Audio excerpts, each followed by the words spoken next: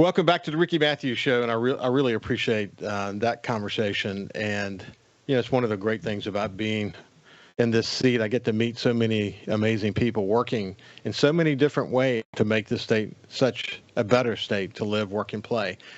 If I look back on my shows, I've had a lot of conversations about a lot of important things, but one of the things that we've stayed a little bit focused on, and that is addiction and the issues around addiction and how it affects families and health and so on. And I look back on that, and one of the most interesting conversations that I've had as it relates to addiction is with my next guest, Christina Dent, who's the founder and VP of Mission for End It for Good. And it's a nonprofit based in Mississippi that ultimately supports approaches to drugs and drug addiction that prioritize life and preserving families and promoting public safety in ways that are quite unique, actually. And there's a lot of data to support a lot of what she says, whether you agree with her or not. These are really, really important conversations for us to have. So without any further ado, let me welcome Christina back to the Ricky Matthews Show. How you doing, Christina? I'm doing great. Thanks so much for having me back, Ricky. It's good to see you. I want to commend you. I think you've done a good job. I can only evaluate it from the perspective of SuperTalk and engaging SuperTalk's audience around these conversations. But you've done a terrific job of communicating, and you know that the only way you're going to have success is to educate people around the important issues that you're focused on. And again, whether they agree with some of the approaches or not, I think it's important for us to have public discussions around some of these issues because it's complicated. Addiction is complicated in so many different ways. And I commend you for keeping this out front for people to think about it. And we have to think about these things. A lot of people turn their head away from addiction, but you've turned your head toward addiction because you believe what you're working on is important to a lot of people in their lives and their family and so on. And you're pretty much dedicated your life to it, haven't you? I have. It's become a big passion for me. It only becomes more of a passion the more I get to work in it and the more I get to meet people who have struggled with addiction or families that are dealing with it and people in recovery. If you want to go meet some amazing, inspiring, incredible people, get in with people in recovery. They will change your life. Yeah, I think you may or may not know Todd Trenchard from the Baco Foundation of South Mississippi, but he leads it. And his mother literally, he's originally from New Orleans, but his mother literally dropped him off at a nonprofit in Jackson County with the thought that he's probably going to die because he had been to addiction 39 previous times. Recovery centers. 39 previous times. But it was the 40th time that made the difference. And he got clean, and it's been over 20 years ago now. And now he leads one of the most important foundations in coastal Mississippi, and he speaks about it a lot, and he gives a lot of his energy back to efforts around this. But one of the things one of the really significant points that I get from my conversations with Todd and people like him who've had to go to recovery, tried to recover on multiple occasions with lots of help and both inpatient and outpatient and so on, is to really encourage people based on those learnings not to give up on people. I mean, there are a lot of, every situation is so uniquely different. And in Todd's case, he always goes out of his way to say it took the 40th time to make the difference, but it made a difference. Yeah. And he hasn't been around it, hasn't had a drink or drug since. And he has dedicated his life to making coastal Mississippi better. And had someone given up on him, had his mother given up on him, we would not have had the benefit of his years and years of incredible contribution back to this community. But Absolutely. You hear that over and over again, don't you?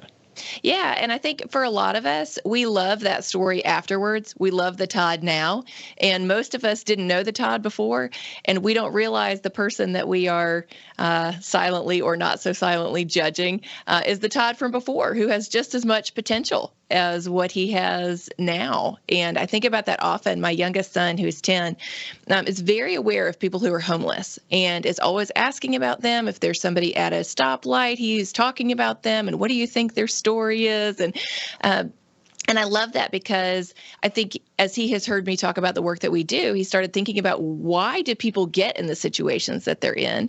And then how do we help them get out of that? Because it's not a fixed state. Somebody isn't born homeless. There are a bunch of scenarios that happened in their life, some things that happened to them, some choices that they made. There's a reason why they're there. And it's very likely if you or I had had the same experiences that they had, we would be in that same scenario. I didn't have that. I had a wonderful, supportive, happy childhood. I don't ever remember my parents raising their voices to each other, much less even, being violent or anything like that. I had an incredible childhood. So this isn't something that I had to deal with growing up in chaos or with incredible trauma or being beaten or being abused in some way. So I think it's really good for us to stop focusing so much on the behavior that we see people having and think about why is that behavior happening. There's a reason people do the things that they do. And I can't tell you how many people I have come to meet that you would meet today and you'd think, they're just a regular person. They could be anyone in the business community and they would say, I was homeless for 6 years. And you go, Yeah. What? How is that even possible? You don't look like someone who is homeless. And yet, if we had seen them back then, we would have thought, here's one of those people that is homeless. And so there is so much of it that is a challenge for us to kind of rethink what we have come up with. But I love that you told that story because what we often think is give people a second chance. And if they don't take it, heck, we gave them a second chance. Yeah. Well, think how many of us have tried to stop eating a second piece of chocolate cake. We can't even do that, much less make massive changes in our lives and hang out with different people and spend our time in different ways, spend our money different ways. The changes that people have to make to go from chaotic active addiction to sober, healthy, thriving life are massive earthquake changes in their life. And most of us struggle to make even small changes in our lives. So we need to support that in every way that we can and celebrate small steps that people take. It doesn't have to be that we hold our encouragement until everything in their life is perfect.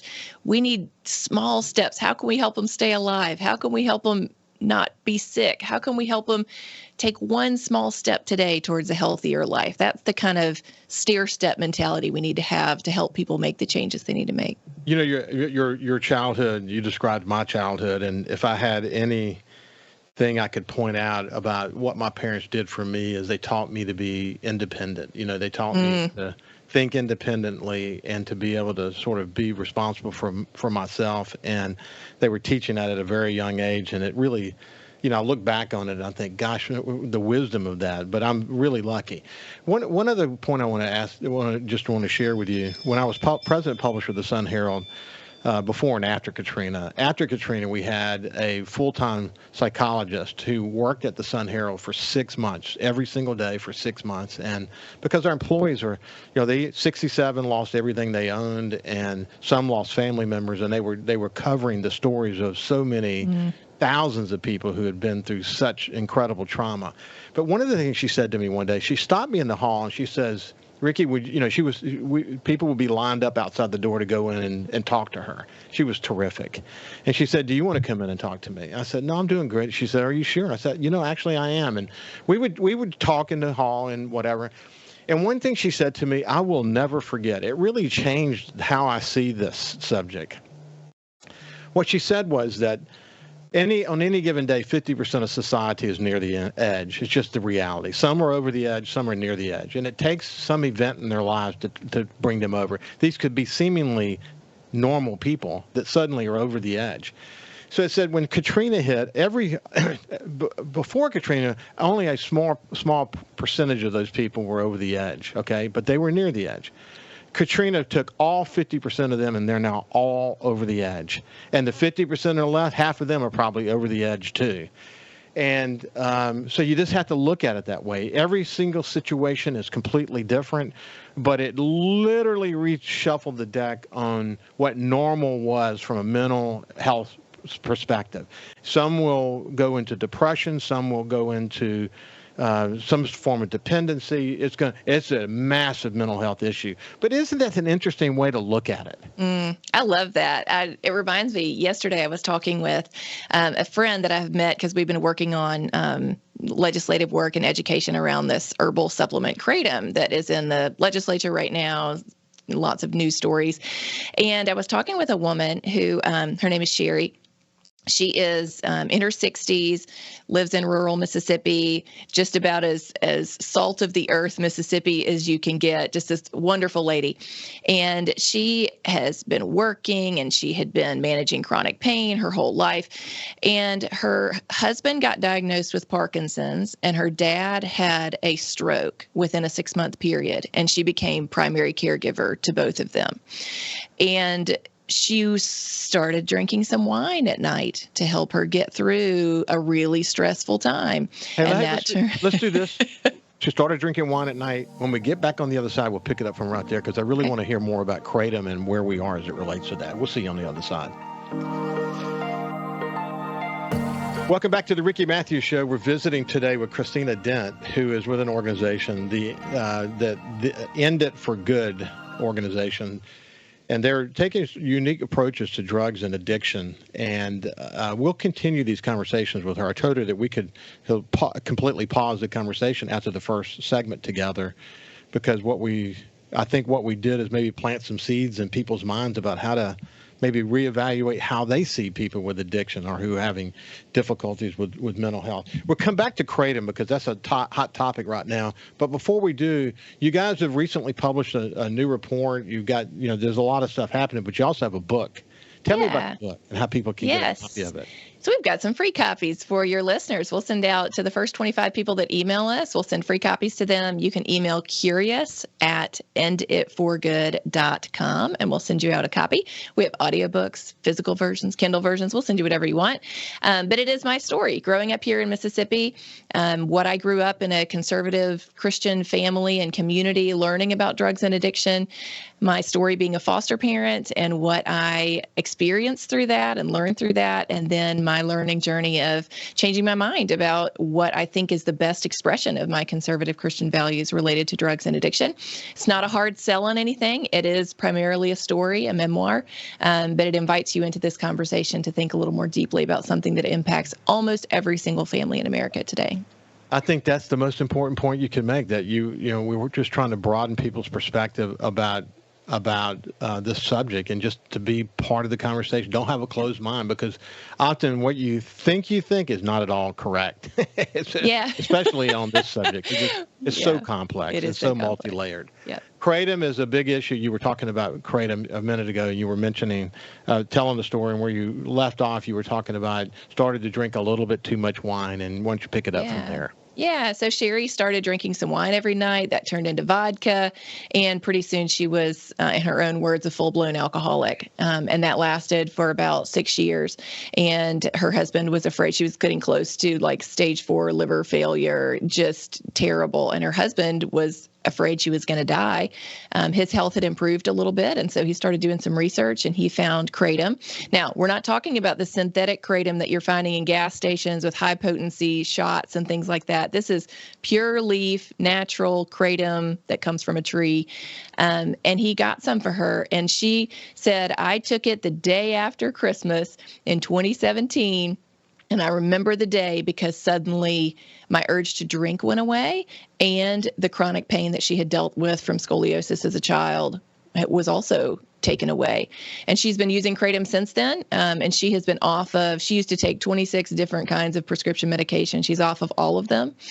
She's healthier now than she's ever been. She's lost 150 pounds since then, and just is in great health and wants people to have access. She wants kids to be protected.